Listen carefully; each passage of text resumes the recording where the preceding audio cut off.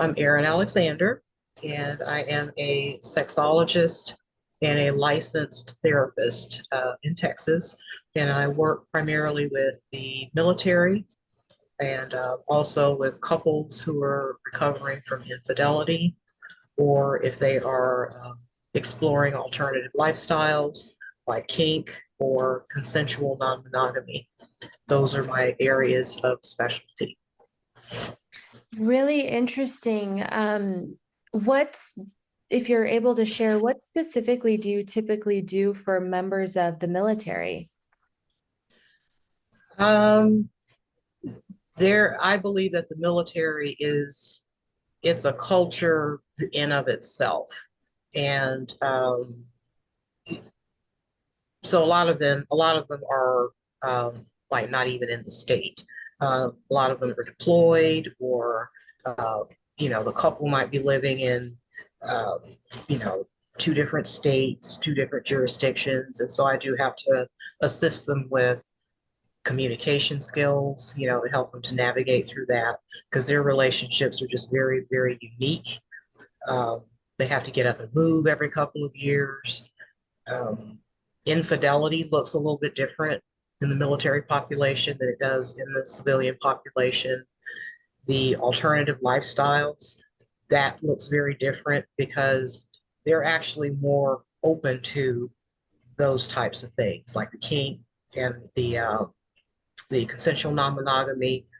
People in the military are more open to those things, but some of those behaviors, like the consensual non-monogamy, they would be considered illegal if a couple is married, because the military would consider that adultery. And so, in my line of work, we're like a safe space for couples to have professionals to have those kind of conversations with. Wow, very beautiful. I'm not sure if you know or not, but Jasmine actually started a program called Soldier Aid. And Mhm. so we did start a training program for certain models to recognize the PTSD and basically be able to move through it a little bit more easily with the soldier, active member of the military. Because, as I'm sure you probably know this better than I, it does seem like um, more so it tends to be with men, but and certainly members of the military where they may be a little bit more resistant towards traditional forms of therapy for whatever reason. Mhm. Mhm. Um, and so what we kind of noticed is that many of them felt more comfortable chatting with a model, and many of the models would tell us that they weren't even engaging in anything explicit, no explicit conversations or Mhm. activities. These members of the military really just wanted someone to talk to. I would agree with that 100%. They feel like it's a safe space. There's no threat. There's no belief, oh, this is going to get up to my chain of command or anything like that. Um, and so I'm glad. I'm very, very glad that there are other safe spaces for our service members, to have, especially when they have trauma. And that's another area where I work with them as well, but for trauma. So this is awesome to know that there is another resource. They want to be heard. They want to be treated like people. That's what I hear more than anything, from a soldier, an airman, uh, a Marine, a naval member. Um, they say those things. They don't feel valued. Um, And so whether they have trauma or not, that's what they want. They want to feel like a person. And so that's why I applaud you all for doing this, giving them a safe space just to have their voices heard. Um, and then with trauma, they want to be able to have the safe space and while they're healing, not feel judged, not have the shame associated with it or anything like that. There are no It's not conditional. There are no repercussions to be expected or anything like that. And so, again, I really applaud you all for having this space available for them. Thank you. I'm curious, you bring up some good points that using the example of military members, they feel that they just want a space where they're not going to be judged when it comes to their sexuality. I think we can all agree that we would like a space where we could explore. I think we can also all agree that that's not really common in society for it to just be completely non-judgmental. Why Mhm. is that? Why are we still so very uncomfortable with anything that is intimate? Um, I think religion plays a huge role in that, and that's so unfortunate because people rely on religion. Like that's a comfortable space for them. The tradition, how they grew up, and all of that. And so now we have the cognitive dissonance associated with that. This is something that has been comforting to me, and I'm associating morality with it, and this is family, and all of those things. But then you move over to the sexuality part, where there's supposed to be pleasure, but then religion constrains sexuality with the heteronormal procreation. Um, when really sexuality there should be pleasure associated with it and positivity and not the guilt, the shame, the disgust. And then politics, okay, on top of the religion, politics is exacerbating that. They're adding the judgment, well, if you're not like me, let me pull a scripture, an obscure, isolated scripture out of the Bible, so we can, pretend like this has something to do with politics. Um, so, I mean, I could totally go on forever about that because I grew up in a religious uh, family, and yeah, I could go on forever about that. It's absurd, and it's very unfortunate that it's being used that way when sex should be a very positive thing. Is there anywhere where our sexuality and exploring it could be unhealthy or dangerous or whatever the case is? As long as there's consent, as long as, like what you brought up, if there's no, you have to pay attention to what's legal and illegal in your state. Um, and then that gets into something else, why are certain legislative officials peeking in your blinds, seeing what you're interested in sexually. Uh, I can go on and on about that too. But if it's two consenting adults, you should be able to explore whatever it is that you want. Or if you're by yourself, you should be able to explore whatever it is that you want. And the reason why I'm bringing up the legalities is because with kink, in many states, you can't legally consent to be assaulted. So that's why we have to have professionals who are familiar with the stuff and who, have contact with lawyers who are familiar with these kind of things. And um, it's absurd that we have to do that. We can't just enjoy, being who we are and having interest in the things that we're interested in. Why do you think the government has taken such an interest in I like the analogy you used of peeking in the blinds. I think Mhm. that's funny. In your opinion, why do you think the government is peeking in people's blinds in this way? What is the use for them? I think there's more interest than they're pretending like they're not interested. The people that are peeking in the blinds, they're peeking because they're interested. Okay. Um, yeah, I mean, look at all the different types of porn that we have. People who are very open and creative, and they are who they are. They don't hide any of that stuff. They're not in closets or any of that stuff. So the people that are peeking through the blinds, they're peeking because they're hiding who they really are. Mm. That's why I think this is happening. They don't want to just be who they are, be happy. And so they're, you know, suppressing everyone else's um, ability to be happy and just be who they are. That's what I think. Because they themselves are suppressed. So Correct. it's like, okay, well, if I don't feel I'm able to openly express myself, neither are you. Hmm. That makes Hmm. sense. And I mean, there's certainly evidence to back that. We have government officials that are making legislature around sex Hmm. workers and sex work and harsh, laws. And then we have a leak and we see Hmm. their names as members of a certain sex work site. Hmm. And it's fascinating. And that's what I mean. Like we see all of these laws coming out and they're absurd. And then, 2 weeks later we see, oh, this is what so and so's interested in. And the rest of us were like, oh, how shocked I am.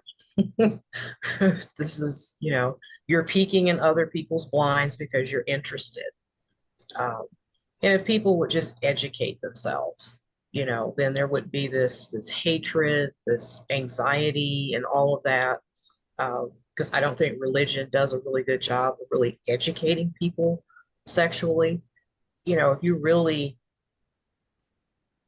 like all this book banning and all that stuff, if we ban the Bible, like, I mean, the Bible has erotica in it, and adultery and murder and lots of things in there. And we just need to put things in perspective, okay? Especially with sexuality too. It's not just for heteronormal procreation. That's my point. And if you think about like the Kama Sutra, it's almost as old as the Bible. And I usually tell people that. So if you want to read a really good old book, pick up the Kama Sutra. It's old. It's a sex manual. It'll tell you about communication and very little of it is sex positions. It tells you how to connect as a couple, and it's a beautiful piece of literature with the verses and the chapters. And it's really when I say it to people like that, they're like, "Oh my goodness," you I know? want one now. I'm like, oh, really? Yeah, yeah. See, it's about education. Yeah. It's about education. Like, That's really interesting. This is a good example of that because, you know, to me, when I hear Kama Sutra, I'm like, oh, yeah, that book where, you could just flip to a page and you choose a new position or whatever the case is. But now I'm hearing you say it talks about connecting and communication. And I'm like, it does? I'm like, yes, yes. It talks about the use of all of your senses and all of that, and then artwork that they associate with the Kama Sutra, the jewelry and the candles and all of that. And they, back at that time, they viewed sexuality with heaven, creation, and worship. They put it up there. yeah. And now we view sexuality with shame, guilt, and disgust. Why wouldn't you want to read the Kama Sutra? I feel like what you just said a moment ago is also very profound. You said the Kama Sutra puts our sexuality next to heaven and our Hmm. holiness. But in Yes. this day and age, it is true that in general, there are outliers that I'm sure hold the sexuality to that level still. But in Hmm. general, as a society, all over the world, really, this is like a global problem. We, like you said, connect our sexuality and our sensuality with shame and guilt. And what I've really realized is that people are so desperately afraid of intimacy.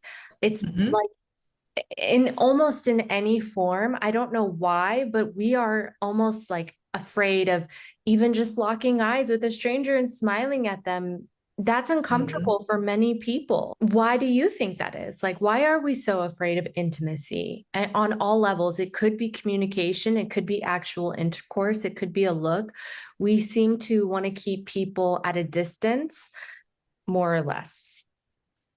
I think there are a number of reasons. Some of it's fear, or I'm going to be rejected. Um, If you go back to childhood, your voice was silenced. And so, as you move into adulthood, then you don't want to be vulnerable with people, and locking eyes with somebody, that's vulnerable. The eyes are the windows to the soul. Okay. And so doing that with somebody, that's incredibly vulnerable. And if you grew up, where you were silenced, where nobody cared what was in your soul, you're not going to become an adult who's comfortable doing anything like that. I usually talk about like there are four pillars to trauma healing, and you have to have a like a support system, a safe space, and sometimes those will overlap a little bit. And then you have to have a like crisis management or trigger management, I like to call it. And then you have a space where you're taking care of yourself. Okay. If you have that foundation, then you're able to proceed with the rest of the healing.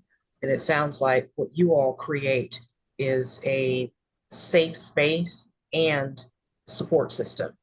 Okay. And that is primary, for any type of healing to occur. And if somebody, even if they don't need healing, like just for somebody to function, as a human being, like you do have to have like safe space for vulnerability and a support system. And it sounds like you all are doing a really fantastic job of doing that, developing a rapport and all of that. So high five to you guys. High five. Yeah, Yeah. that's interesting. So it sounds like if someone is dealing with some type of trauma, maybe they know it or they don't. If they're Mhm. getting this need of having a support system, like you said, or that safe space where they feel like they can just share anything and Mhm. not judged and really be seen, that it is healing for them. And maybe they don't even know that that's what they're getting, that that's why they keep coming back. Mhm. Yeah, absolutely. And everybody will be different, like, if it's an introvert may interact better online, or if it's more anonymous, Yeah. or an extrovert may need in-person stuff or more interactive engagement. And so it'll just depend on the person. And then there are different stages of life, or depending on what's happening in life. Like they'll need, maybe a mixture of things. And so no person is the same, and no type of online interaction is going to be the same for one person. That's really interesting. Yeah, I was thinking as you were saying, you're right. I can see how a platform like Live Jasmine really serves introverts because it can be as anonymous as they want it to be. They never have to show Mhm. their face or certainly not their name or anything. It goes back to safe space. It's about what they need, and if they feel safe, being vulnerable in what you're providing, that's perfect. Right.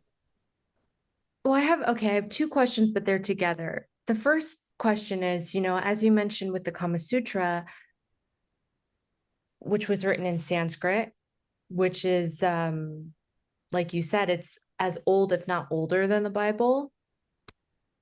Um, Back then, this ancient knowledge, if you will, sexuality was regarded at the same level as holiness. And now, as we touched on, it's like the whatever is left on the bottom of our shoe. It's like shame and guilt and clean Mhm. it and don't look at it, except sometimes, but then don't tell anyone, you know. Mhm. What is that doing to us? Do we need to care about our sexualities? Are we fully actualized if we don't? Can we be? And then the follow-up question to that would be, and then if we do need our sexuality to be fully actualized, how do we start getting back to that place where we're dealing with it in a more healthy way? I believe that our sexuality, our sexual health is just as important as all the rest of our health, as our mental health, as our physical health, spiritual health, all of it is important. And when you look at some of the other cultures, the Asian cultures and Hindu cultures, like they've made it very clear, when you look at the sexual reflexology and, the Kama Sutra, all that, they connected all of those together. It wasn't pulled apart and just, well, sex is just for procreation. They included it as part of the spiritual being and wellness and, communication and relationships, like they put all of it together. So it's important, all of it is. And in order to get back there, it is going to take educating people, you know, uh, and having a sex positive and inclusive environment and making all of the stuff that we do legal. Um, I think that's, just universally legal and accessible, uh, taking away the stigma. We need to have more of us in the legislative branch of government, um, to speak up on it, because I don't think people are educated about it, about it's really safe. It's been demonized. And uh, yeah, I can't speak highly enough about the education piece. In your practice, is there a common issue that you see often that's kind of like repeat? Besides infidelity. Or if that's it, if infidelity is it, and I would love to talk about that. I would love to talk about that. So infidelity, why do you think that that's such a big recurring theme? Okay, so this will be, um, my answer will kind of be a little controversial. Um, I don't believe in monogamy. Mhm. Um, so there's that. So it doesn't mean that because I'm saying that infidelity is happening in all of these relationships because people need to be non-monogamous. Okay. I don't believe that, okay, when there's infidelity, that can happen in a non-monogamous relationship also. Okay. It's a lack of communication when infidelity happens. It's a lack of respect. It's you're not respecting boundaries and all of that kind of stuff. So hands down, all of that needs to be dealt with. As far as the consensual non-monogamy, I think we are stuck in the paradigm, like the partnership paradigm, that you have to have a primary relationship, partnership, and that's what you're supposed to do for 60 or 70 years, versus that's not necessarily true. You can benefit from many different relationships, and not all of them have to be sexual, not all of them have to be romantic, but you can benefit from many relationships, and that's what helps to make you who you are. And I think people are threatened by that, and they're stuck on the little marriage couple that's on the top of the cake. And statistics are showing that people really are veering away from that. And I believe that if this is figured out, at the beginning of a relationship, if you're honest at the beginning of a relationship, this is who I am.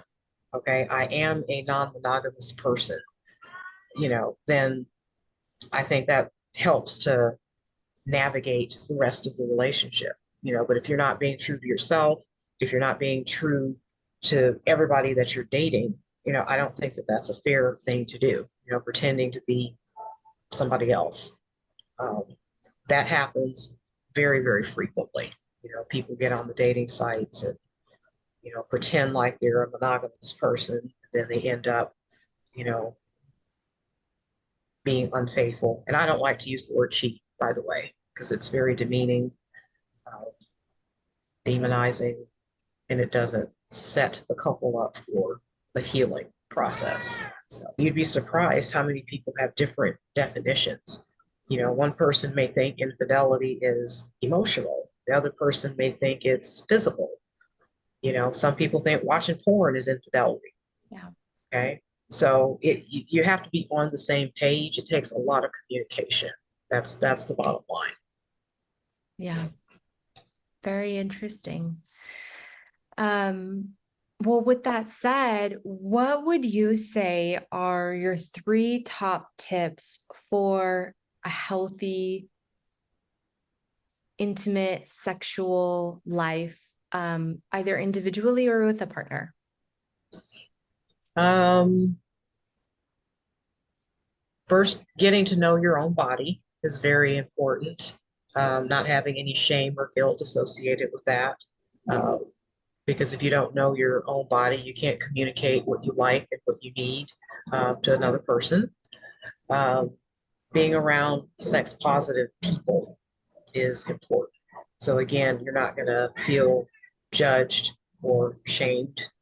Um, and being educated as much as possible, legitimate sources to be educated, um, so that you can have be referred where you need to be referred. Those are the top three. I love that. I love that. Well, thank Thank you you. so much. This has been an incredible interview. I really enjoyed it. Thank you. I enjoyed being interviewed. So, yeah, I appreciated being here.